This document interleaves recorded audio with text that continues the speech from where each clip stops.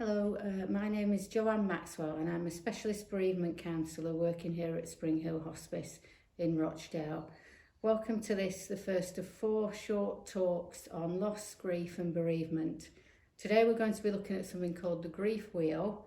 Other talks will be about the whirlpool of grief, the dual process model and growing around grief. All of the models are available on the Springhill Hospice website, together with our written guide to loss, grief and bereavement and some information about the service more generally.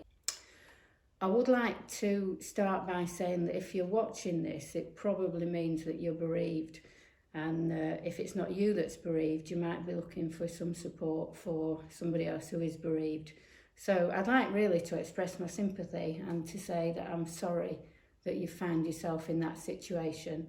And I hope that some of the information that we give you will be helpful. So today's model, the grief wheel, I'm just going to give you a little bit of the background to it. It's based on a model really by somebody called Elizabeth Kubler-Ross, who a lot of people have heard of. She was a psychiatrist working in the 1960s. And actually, although we apply her work largely to grief now, she began by looking at patients who were nearing the end of their life, and she identified stages that they went through towards the end of life. And these were disbelief, anger, bargaining, depression and acceptance. We use these words and they're really helpful words in describing grief, but her model has very much fallen out of favour. It was seen as being a little bit rigid. People sort of look at it now and they think, oh, well, if I miss out any of the stages, or if I go to one stage and then I go backward to a previous stage, maybe I'm doing it wrong. Maybe my grief just isn't right. But grief isn't neat and it isn't tidy, and it doesn't fit into 5 consecutive stages. And that's why I wanted to introduce you today to the grief wheel. And we're going to bring the grief wheel up onto screen now. As you can see, it literally is a wheel, and we come in at the left hand side, go round the wheel and come out again at the right hand side. It is much more flexible than Kubler-Ross's stages, in that it allows for movement in both directions around the wheel. But I'll just start at the beginning on the left hand side. The blue area is your normal life. That's just your life going along nice and calmly. Where the red starts, that's where you hit your loss and your bereavement and somebody passes away. And the idea is that you work your way around the wheel.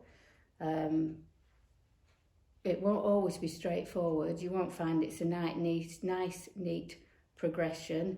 Some days you'll feel like you're going backwards as well as forwards, or some weeks or months you'll feel like you're going backwards as well as forwards. But overall, there will be a gradual forward movement through the 4 stages: shock, protest, disorganisation and reorganisation. And then you will come out at the other side with a new normal, a new way of being. So that's the overall picture of the wheel.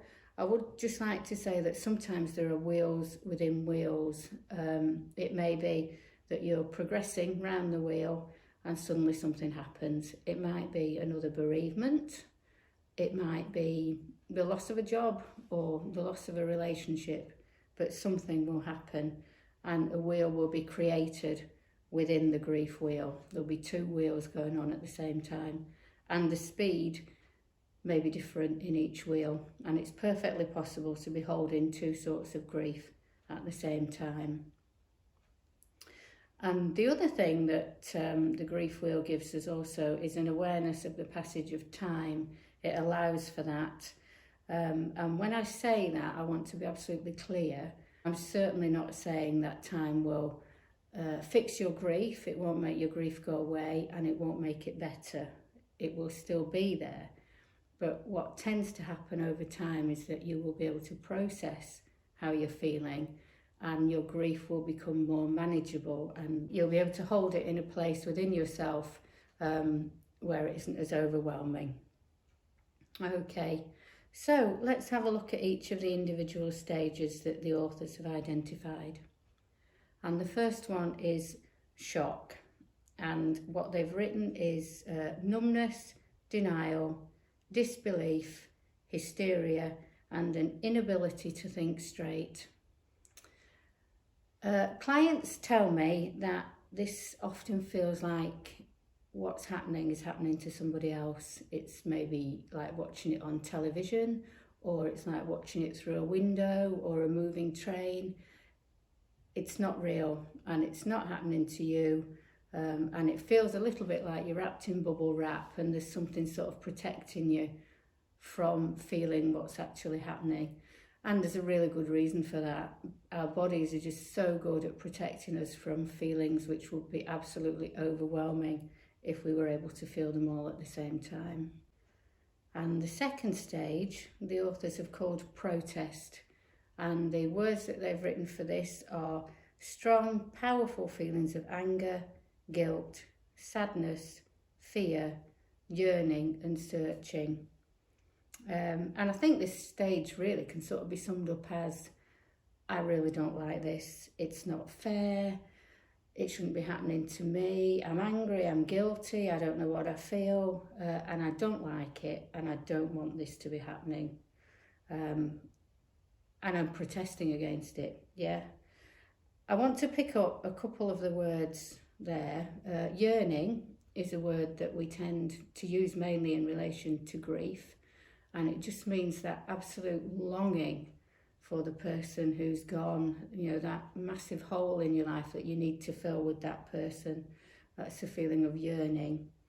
And searching, which can be physical. People often go to places where they've got happy memories of being with their loved one or with the person that they've lost. But it can be emotional searching too. Just sitting, thinking, remembering, looking at your memories of that person. The next stage is disorganisation, overwhelming bleakness, despair, apathy, anxiety and confusion.